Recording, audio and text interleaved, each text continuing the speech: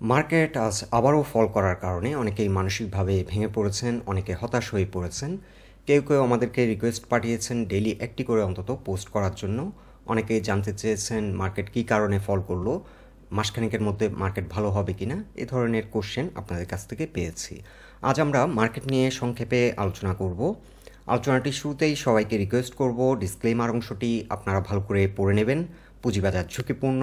আপনার কোনো personal by এবং সেলের কারণে আপনি যদি ক্ষতিগ্রস্ত হয়ে থাকেন, সে দায় স্টক অবজার্ভার বহন করবে না।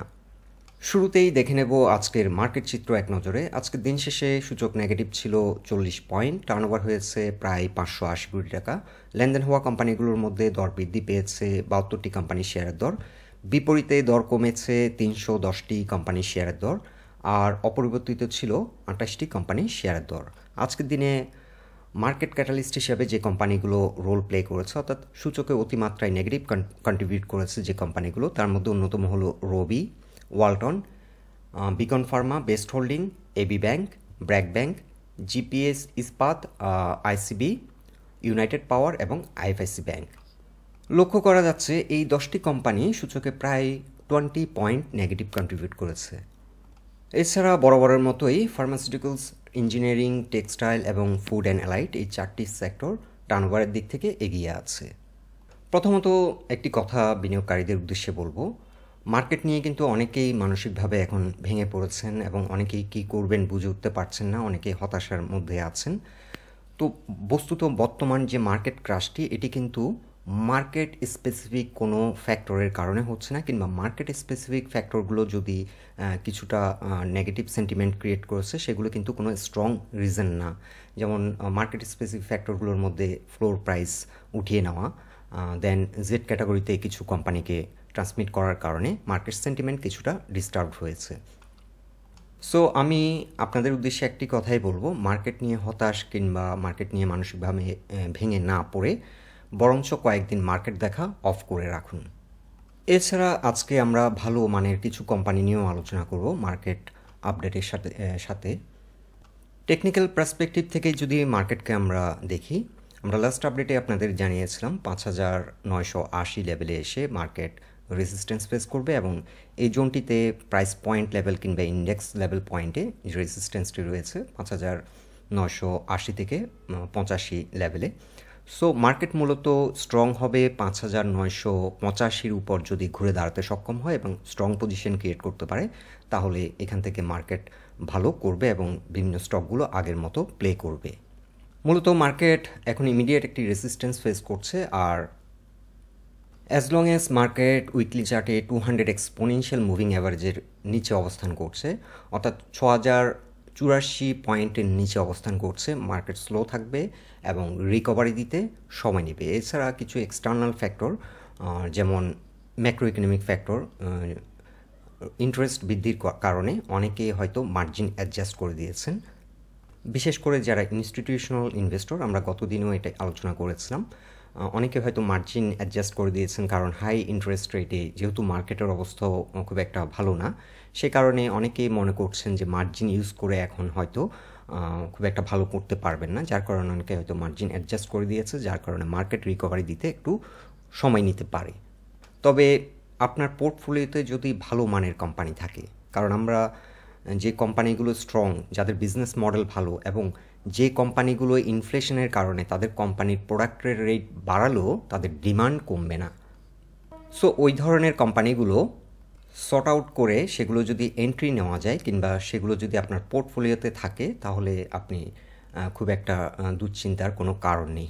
আরেকটা ব্যাপার আমরা সেদিন আলোচনা করেছিলাম লাস্ট আপডেটে, যে বর্তমানে যেহেতু ভালো এবং খারাপ নির্বিশেষে সবগুলো স্টকই ক্রাশ করলো, এখন একটা গুড টাইম খারাপ মানের স্টকগুলোকে ভালো মানের স্টকে কনভার্ট করে নেওয়ার জন্য। সো টেকনিক্যালি যদি আমরা মার্কেট স্ট্রাকচার এখন যদি দেখি, market inverse head and shoulder pattern এখন ফর্ম করার পসিবিলিটি হাই।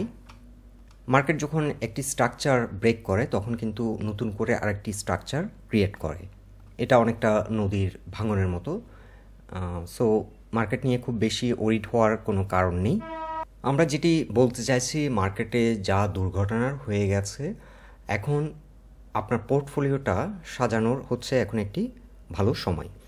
আর মার্কেট স্ট্রাকচার অনুযায়ী আমরা একটা প্রজেকশন রাখছি, সেটি টার্গেট সেট করছি 6260 এবং এখানে একটি inverse head and shoulder pattern form করার সম্ভাবনা বেশি। অ্যাট দ্য সেম টাইম যে সাইপার প্যাটার্ন ফলো করছে বর্তমান মার্কেট। সো সাইপার প্যাটার্ন থিওরি অনুযায়ী এটি 127% মিনিমাম টার্গেট হতে পারে, ম্যাক্সিমাম 200% পর্যন্ত যেতে পারে। সো মিনিমাম টার্গেট হতে পারে 6900।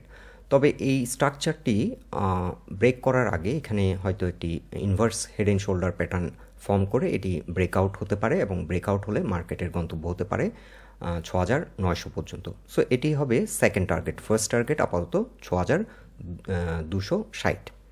এখন আমরা কয়েকটি স্টক নিয়ে আলোচনা করব যে স্টকগুলি মিড টার্মে অর্থাৎ 2-3 মাস হোল্ড রাখলে ভালো গেইন আসতে পারে।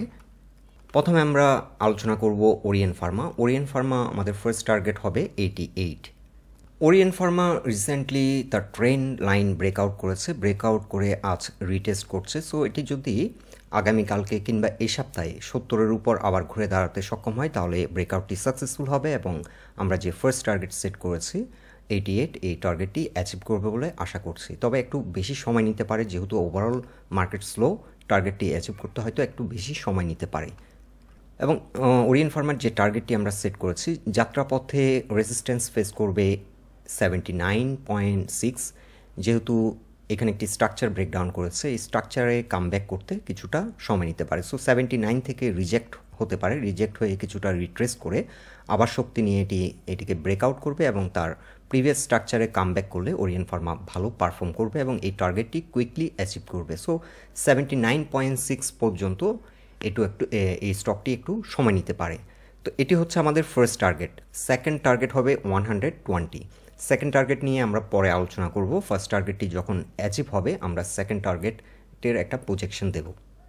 দ্বিতীয়ত যে স্টকটি নিয়ে আমরা আলোচনা করব মালিক স্পিনিং মিলস লিমিটেড। এটি বর্তমান সময়ের একটি হাই পারফর্মিং স্টক এবং ফান্ডামেন্টালি স্ট্রং একটি স্টক। টেক্সটাইল সেক্টরে মালিক আমরা অনেক বেশি পোটেনশিয়াল মনে করছি বর্তমান সময়ে। আর বর্তমানে এটি তার ফার্স্ট ওয়েভ কমপ্লিট করে সেকেন্ড ওয়েভ আমরা ধরে নিচ্ছি। যদি এটি ফার্দার মার্কেট যদি আবারও কোনো অপ্রত্যাশিতভাবে কোনো বাজে রকম আচরণ না করে তাহলে আমরা ধরে নিচ্ছি যে সেকেন্ড ওয়েভ কমপ্লিট করেছে এবং উইকলি চার্টে 20 এক্সপোনেনশিয়াল মুভিং অ্যাভারেজ থেকে ঘুরে দাঁড়িয়েছে। সো মালিক স্পিনিং এখন বাই করার জন্য, নতুন করে এন্ট্রি নেওয়ার জন্য একটি ভালো পজিশনে রয়েছে এবং এই স্টকটির ক্ষেত্রে থার্ড ওয়েভ হতে পারে 45। আমরা আপাতত ফার্স্ট টার্গেট সেট করছি, যেহেতু এটি একটি রেসিস্ট্যান্স রয়েছে এখানে প্রাইস পয়েন্ট লেভেলে, এটি একটি স্ট্রং রেসিস্ট্যান্স। আমরা আপাতত 43 টার্গেট সেট করতে পারি। আপ টু 45 পর্যন্ত প্রাইস অ্যাকশন হতে পারে, থার্ড ওয়েভ রান করতে পারে। সো আপাতত 43 হবে টার্গেট, বর্তমানে অবস্থান করছে 35.8-এ। তৃতীয়ত আমরা একটি স্টক নিয়ে আলোচনা করছি একমি পেস্টিসাইডস লিমিটেড। স্টকটি বর্তমানে 24.1-এ অবস্থান করছে এবং নতুন করে এন্ট্রি নেওয়ার জন্য ভালো প্রাইস পয়েন্টে রয়েছে। বর্তমানে হিউজ মানি ফ্লো নিয়ে স্টকটি ঘুরে দাঁড়ানোর চেষ্টা করেছিল, কিন্তু মার্কেট আবারও একটা বড় ধরনের ফল করার কারণে স্টকটি অনেকটা রিট্রেস করে তার রিসেন্ট লোর কাছাকাছি এসে সাপোর্ট নেওয়ার চেষ্টা করছে। সো স্টকটি দেখা যেতে পারে এই সপ্তাহে কোন পয়েন্ট থেকে ঘুরে দাঁড়ায়। সো এখান থেকে ইউ টার্ন নিলে আমরা যদি ডেলি চার্টে একটি রিভার্সাল সিগন্যাল পাই তাহলে নতুন করে এন্ট্রি নিতে পারি, অথবা স্টকটির জন্য স্ট্রং সাপোর্ট হবে 23 হবে গুড এন্ট্রি। সো এই স্টকটি যদি আমরা এন্ট্রি নিই তাহলে স্টকটির ক্ষেত্রে আমরা টার্গেট সেট করব 34। সো বর্তমানে অবস্থান করছে 24.1, স্টিল 24 গুড এন্ট্রি জোন। আর যদি মার্কেট এই সপ্তাহে স্লো থাকে তাহলে 23-তে যদি এন্ট্রি নেওয়া যায় এটি ভালো একটা এন্ট্রি হবে এবং স্ট্রং সাপোর্ট আছে 23-তে। এছাড়া লং টার্মের জন্য আমরা একটি ভালো মানের স্টক সাজেস্ট করছি আমরা নেটওয়ার্কস লিমিটেড। আমরা নেটওয়ার্কস ফার্স্ট টার্গেট হতে পারে 58, তবে লং টার্মে এই স্টকটি আমরা আশা করছি 80 থেকে 120 পর্যন্ত রান করবে। সো যারা একটু লং টার্ম ইনভেস্টমেন্ট করার জন্য ইন্টারেস্টেড তাদের জন্য আমরা নেটওয়ার্কস লিমিটেড হতে পারে একটি গুড চয়েস। সো বন্ধুরা, এটাই ছিল আজকের মার্কেট অবজারভেশন এবং কিছু ভালো মানের স্টক আমরা সাজেস্ট করলাম। প্রথম 3টি স্টক আমরা কিন্তু ট্রেডিং পারপাস সাজেস্ট করেছি, আর চতুর্থ যে আমরা নেটওয়ার্কস, এটা ইনভেস্টিং ক্যাটাগরি স্টক হিসেবে আমরা প্রেফার করছি। তবে ওরিয়েন্ট ফার্মা স্টিল লং টার্মের জন্য একটি ভালো চয়েস হতে পারে, এবং Malek spinning also. Orient Pharma এবং মালিক স্পিনিং ইনভেস্টিং ক্যাটাগরির stock, at the same time স্টকগুলি হাই পারফর্মিং হওয়ার কারণে ভালো ট্রেডিং অপরচুনিটিও দেয়। সো বন্ধুরা, পোস্টটি যদি আপনাদের ভালো লেগে থাকে অবশ্যই লাইক দিন, আর আমাদের সাথে থাকার জন্য আপনাদের অসংখ্য ধন্যবাদ।